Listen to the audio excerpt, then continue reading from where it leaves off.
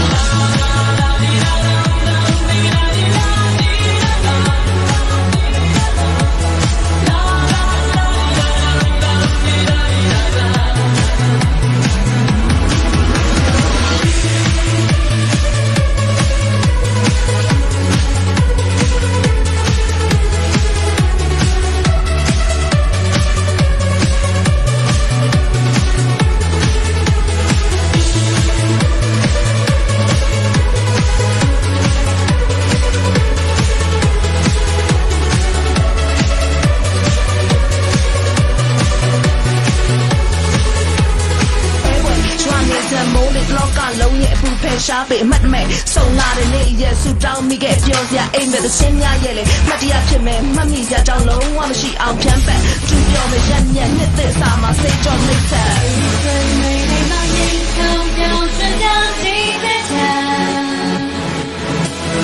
日子靠摇橹了阿楼。